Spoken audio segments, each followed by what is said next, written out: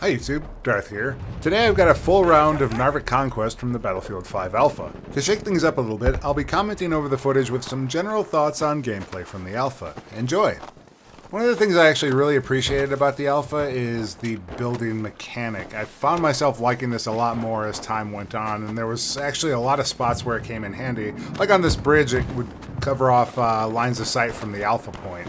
I don't think it's nearly as impactful as perhaps the developers intended, but it's definitely not a detraction, so it kind of lands in that middle ground of maybe not as good as it could be, but definitely not a detraction at all.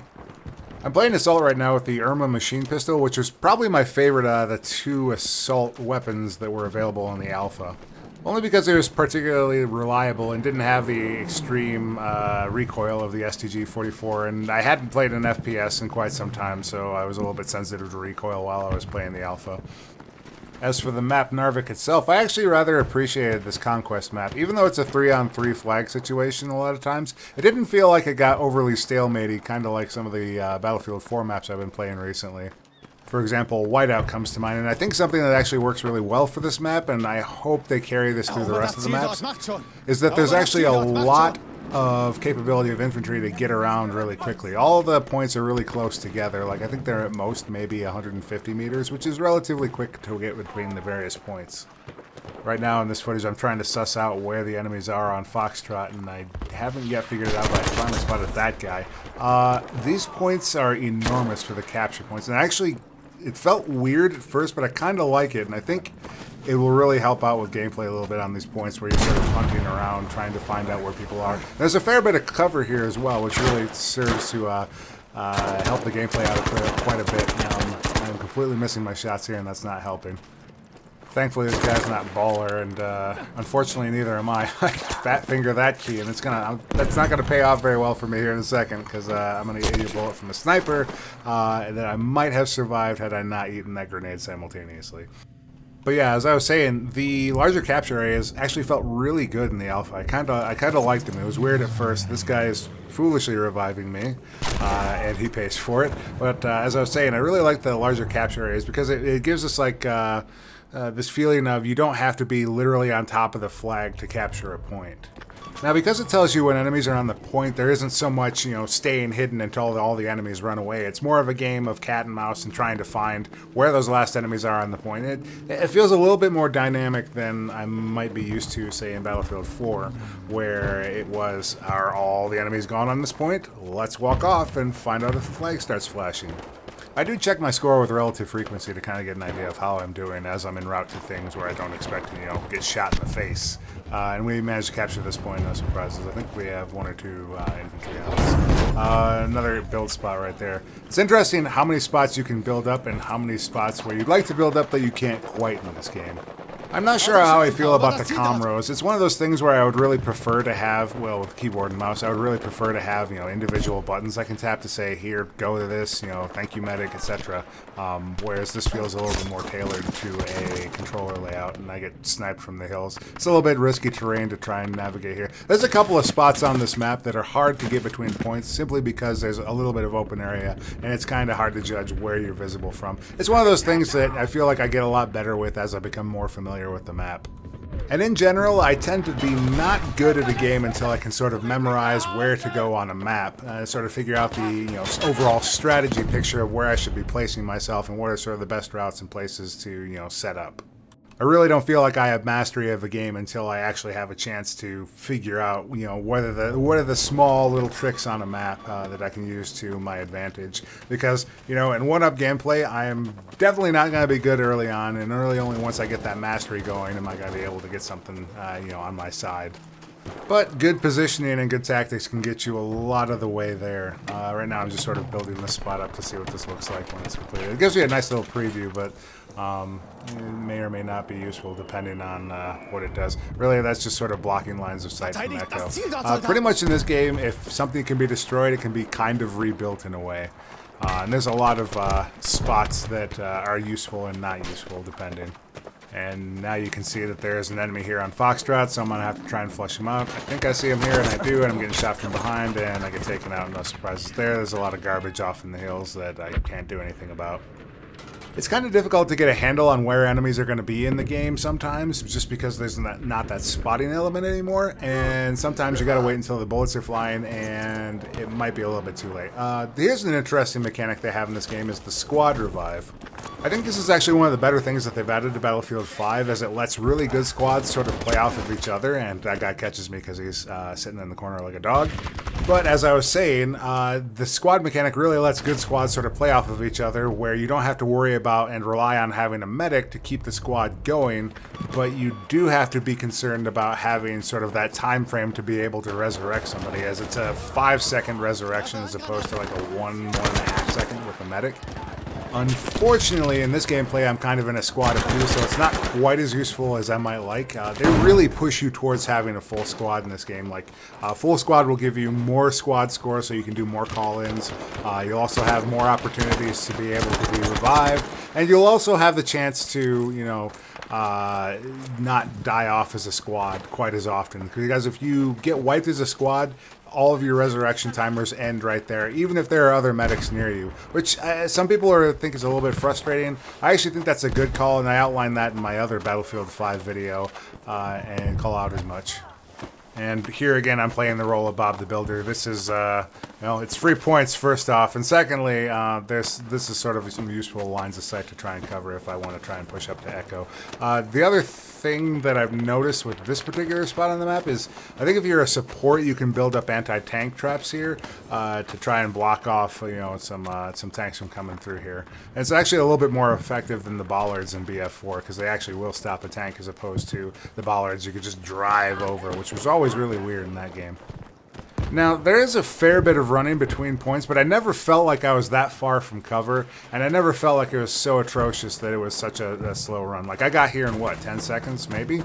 And really, it's just a matter of clearing the point after that. Most of the action on this map happens at Charlie, and that just happens to be a natural sort of bottleneck for both teams.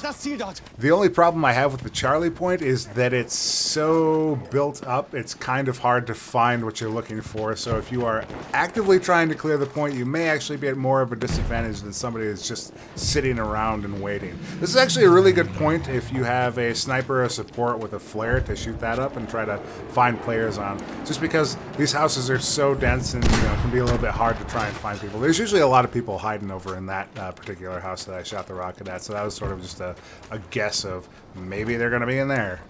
So right now I'm kind of heading to the one spot I know is on the point and not on fire and is relatively safe. I'm just going to try to peek around here, see if I can find somebody. Listening is going to be a big part in this game, I feel. And I'm kind of going to take a look at my audio setup to try and figure out if there's a way to pull footsteps out a little bit more than I currently do. But for now, it just sort of is a skill that you're going to have to train a little bit. Oh, something that bothers me even to this date is the fact that fire will have the same hit marker as anything else in the game for the most part. Like, I feel like fire should not be one of those things that has the same hit marker. Oh, and speaking of hit markers, that is still broken in this game. When you get hit by a dead person, it will register on the opposite side of where you should be looking. That has been in since Battlefield 4 at least, and it continues on. I think they fixed it once in Battlefield 4, but it's back again, and man, would I like it to go away one day. I am now playing roundy round with this guy, and I actually come up with him somehow. This gun is not particularly impressive in close quarters combat, and neither am I, so that's kind of amazing to me, actually. But this Urban Machine Pistol reminds me a lot, even in looks, of the MP18 in Battlefield 1. It's just super accurate, maybe a little slow, but otherwise reliable, and it was probably my, with this in the STG, this was probably my favorite to run, at least in the last few days of the beta. And try to stop here and take that guy out. Maybe should have done that from cover, but I feel like this is one of those games where turning on people is going to be key as well, where it's, you know, can you switch on somebody before you get killed yourself? In general, I found the gunplay to be really appealing in this game. It's a little bit hard to put my fingers on exactly why I like certain things on this without having the direct stats from Simthic. I'm going to try and figure out if they don't end up supporting this game, I'm going to try and figure out if I can pull out the raw data myself. There's a couple of techniques I've seen on the internet to be able to do that, and I just need to go find them again. because I really don't like making blind speculation on certain things, although I may have to do that in the early days of this, just through some frame analysis and see if I can figure out some key stats and statistics when I go to do stuff. And I almost managed to wipe this squad, but instead get wiped myself. That might have been a situation where the SDG probably would have done better. In general, I found the sidearms to be a lot weaker than their Battlefield 4 and Battlefield 1 counterparts, and I'm not exactly sure why. Maybe they're not so great on the move, or maybe I just happen to be at low health whenever I pulled one out. In general, they felt, appropriately weak versus the the main shows, which is to say they're definitely not as good as the G18 in Battlefield 4. And I happen to catch all these guys while they're in transition. I think a key conquest tactic that not a lot of players use, at least at large, is keeping an idea of where these lanes are that players are going to be flowing between points. If you see a point leave your team's control and switch to the enemy, you can pretty much guarantee that there's going to be a stream of enemies flying out of there in any direction that your flags are, which makes conquest somewhat predictable in where people are going to route to. It's just a matter of knowing kind of the individual maps and where they're going to go at that point. And right there I catch a glimpse of this guy, and I'm trying to figure out if there's a way I can poke at him without having to put myself in the middle, because there's currently at least another guy on here and I don't want him to get a clear shot on me. So yeah, there goes my squad mate. So now I'm trying to pick my battle here and see if I can find somebody and hope that he comes up to take a peek. This is one situation where I would have liked being able to pull squad mates into safety. That wasn't in the alpha build, so I'm going to take a chance here and try to resurrect him. I'm guessing that nobody's looking directly at this spot. I get lucky because that guy was busy at the time. But yeah, switching between this and Battlefield 4, I'm actually really impressed with the visuals in this game. They've taken it a notch up, and yeah, I just get caught by a lucky guy. Just happens to be passing by the window there. That is a little bit frustrating in this game, but the time to kill in general feels pretty good for this title. You have a default res timer, by the way, and if you hold down and call for revive, it slows down while people sort of come to you and you become visible on their screen. And that's sort of how this resurrection system works right now, at least as of the alpha. I'm kind of holding out here for my squad mate, and it just didn't end up happening. And now I'm going to try to figure out where to go to next. For the most part, it looks like we're capping them out. Aside from a handful of games I played, and I think this might have been one of them, the alpha actually felt really balanced as far as the ticket counts go. I actually had a lot of games end in sort of that less than 100 tickets on either side realm. One thing for sure, I felt like the assault class had access to way too many explosives. I have more than enough rockets there to kill a tank, maybe two, and I definitely have enough TNT to do the job as well. One tactic I would usually do if I found a tank just sitting around is just hurl 3 TNT onto it and then shoot a rocket at it, and that would be the end of the tank real quick. So I'm kind of hoping that explosives aren't that plentiful on assault, because it makes the tanks feel really weak, and I don't know if that's intentional or just for the beta purposes. And then there was an example of me building up here again, trying to close off some of those sight lines, which from that wide out on the right side here. It's probably relatively safe to do that right here, just because there's nobody sitting around on alpha to shoot at me, or at least so I think. And things are looking bad here at this point, at least for me personally. I think this is what, 3 on 2, so maybe 2 on 2. And yeah, I catch 2 guys here just by surprise, and I totally whiff this one, like overshoot there, and then just get taken out by his rifle. I still kind of wish when you took damage from multiple sources that it would tell you the multiple sources you took damage from, but I mean, this is good enough, I figure. And like I said in my earlier Battlefield 5 video, this spawn screen bears a lot of resemblance to Battlefield 1. So, I mean, the Battlefield 1 feeling is there in some small ways, but, you know, in general, they've done a lot to switch up this game. And here I am trying to switch squads. This was broken for most of the beta, and, you know, somebody clued me in that, you know, if you slam the join squad, that you can sometimes get over that way. And that just happened to work this time. And like I said, they're really pushing you to try and get into full squads in this game.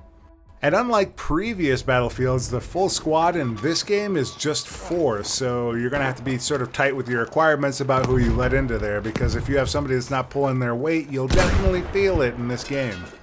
Something I didn't quite feel with the squad play, though, was the whole need to have, you know, a broadly set up squad. Like, most players could just play all assaults and that would be fine, honestly. the squad. I didn't feel like there was a super need to have a medic and a support and a scout to try and cover your bases in this squad. You could be whatever, and it just sort of worked. I don't know if that's good or bad, but in general, I felt like the whole scarcity thing that they were going for kind of got, you know, maybe buried under the snow, or rather buried under all the commonness of those supply crates that you sort of see everywhere. As long as you can find yourself near a supply crate, the scarcity in the game doesn't matter. And here's a guy that sort of found himself out in the wide open. You definitely want to watch where you're going in this game. I feel like being near clutter is a lot more important than in other games, especially with how it at least feels like the time to kill has gone downward somewhat. And thankfully, at least, this map is a little bit generous with where it places clutter. You never feel like you're completely, you know, stuck out in the wide open like some maps I can think of from Battlefield 4 and other maps like in Battlefield 1 with, what was it, Sinai Desert, which is enormous and has all kinds of wideouts. And again, some more generous use of explosives. Looking back on this footage, I probably could have used the rocket launcher and dynamite quite a bit more than I did during the alpha, but I still have that like inkling in the back of my head, like, oh, what if a tank appears? You almost never saw a tank in the alpha. In fact, I kind of liked how scarce vehicles were, and I hope that carries over to other maps, because something I've been thinking about a lot recently with Battlefield 4 in particular is just how many vehicles are all over the place in that game. Like, if this were a Battlefield 4 map, there would have been like 5 tanks, two fighter aircraft up at all times. It would have been just a clusterfuck of vehicles at all times. And here's a spot where I get just surprised by bullets out of nowhere because my whole team is around me and somehow that guy decides to shoot me and nobody else. That was a little bit obnoxious. I guess this guy's trying to figure out if he can revive me. And a medic does come along and revive me. Notice how fast that revive is compared to the squad revives from earlier. You know, much faster. It pays to be a medic, and it pays to have a medic in your squad if you feel like you need to have really speedy revives where you don't have that 5 seconds to spend. Something that's kind of nice to be able to do while you're capturing a relatively uncontested point, or if you're safe, is to just build up. Just, you know, sort of build fortifications. Here's a free 100 points that you wouldn't get otherwise. Once I figured out how to travel up and down on these train tracks, I got a lot better at holding these 2 points. That crossover in the middle is actually really key to be able to get to top to bottom, especially on Bravo, and this guy catches me. He should have killed me. I don't know if he just failed to burst properly or what happened, because I should not have been able to turn on him with this weapon in particular and kill him. And right now we pretty much have the run of the map, so I'm off picking up whatever. I hear a sniper shot and I'm looking for him, but I don't see any glint right away, so it's kind of a guess to where he might be. I didn't notice sniper glints being super overpowered in this particular game. Maybe I just have old man eyes now, but I didn't feel like it was like you were shooting off a beam of light into outer space when snipers were looking at you. Like, you could tell if you happen to be looking directly at them and they happen to be looking directly at you, and then usually your head exploded. But for the most part, I didn't notice sniper glints being a super huge component of this map. Maybe it might just be the white that's all over the place anyways. I hear they call that snow in northern countries. And yeah, we're busy pushing off some infantry here, and I think I heard a tank maybe back there. Tanks were really not something to be scared of. As long as you had 2 assaults, the tank had no chance in this game. They explode so quick it doesn't matter. Giving the AA a little bit of a try here. This is about as effective as it is in Battlefield 1, which is to say quite a bit. Pretty much if an aircraft is headed towards you, they're just going to immediately explode. But there weren't a whole huge volume of AA guns all over the place, kind of like some of the Battlefield maps, like I'm forgetting which one, but I seem to recall AA guns being very prolific in that game to try and offset the very powerful aircraft in that game. In the beta here, however, the aircraft were really terrible, and I'm definitely something I'm guilty of doing a little bit too much during, the alpha, was that I would AD spam a little bit too much. I think I got used to that during my Battlefield 1 days, and maybe a little bit in Overwatch. Here's one of those tanks. Not scared of it. I'm really not. It's not going to hurt me. It can't get a good angle, and it's super weak. I honestly find infantry far more scary just because they're a little bit more unpredictable with where they're going to move and the angles they can get on you. But as far as tanks go, it's mostly just like, how do I chop this wood? This thing's about to explode. I'm going to look around and see if I can find the guy that got out of it. That is his dead body. But yeah, we don't necessarily need more tanks, but slightly more beef in the tank, or maybe a little bit less assault weaponry might be a good way to try and balance those out. I'd be curious to see where that goes, either in the second alpha or the beta, whichever they're planning next. And I'd barely come up with that guy. But in general, this is a relatively easy round. Their team really never got anything going, and I think they didn't have any real standout squads. We had at least 2 on our team that were doing a good job. I don't include my squad because I'm not really playing with them too terribly much in this one. But if you have a squad that is actually on mic and willing to play together in a cluster, it's a really powerful tool in this game. I'm actually really excited to see some, you know, strong gameplay elements being made in service of trying to raise that skill ceiling a little bit. And here I'm trying to just one-bang this guy to death and don't quite come up with it and try to flush him out with that grenade. He's going to appear one more time for some reason. He definitely should have grabbed the health that was over here, and yeah, I just ended him in 1 bullet, no problem. And here I am trying to push on Delta. This was probably the other hot point of the map, and I think it was a little bit harder to try and capture, or at least stay safe on, than, say, the Charlie point, just because there's less clutter around here, and these basically 3 spots you can be to capture this. You can either be down here, in the front a little bit, you can be on that 2nd level, or you can be on that 3rd level. And generally, if a team has the B point, they're on that 3rd level. And it can be a little bit hard to flush them out there, especially if you walk up from the front end of this, because you'll just run into a bunch of arcs of fire from those guys looking out towards the snow. I found it in general really effective to try and take this from the other side, and I come up here because there's nobody left on the point, so I feel relatively safe. And I build this up again because I have the opportunity to do so. Trying to take the angle away from that guy a little bit. Try my luck with some explosives. Don't quite come up with them, but it looks like a teammate got him. In general, I really like this map. I think it's probably one of the better ones that DICE has led with. Lots of infantry played, not completely overflushed with vehicles. Plenty enough room to sort of have battles between points, but not so much that I can't run between them. And yeah, here's one of those games that was actually a blowout in our favor, which can actually happen in this game, but, you know, I saw a lot of frequent, you know, 10 tickets or less situations. But overall, I'm really excited for Battlefield 5. I mean, it got me to restart my channel, first off, and secondly, it got me to play Battlefield 4 and Battlefield in general a lot more again. And I feel like it makes a lot of nice small changes to the franchise that were sort of necessary after some of the changes we've had over the last couple of years. But that's pretty much it for this video. Let me know what you're looking forward to in future videos, Battlefield 5, whatever in general. Comment below, and I'll see you next time, YouTube.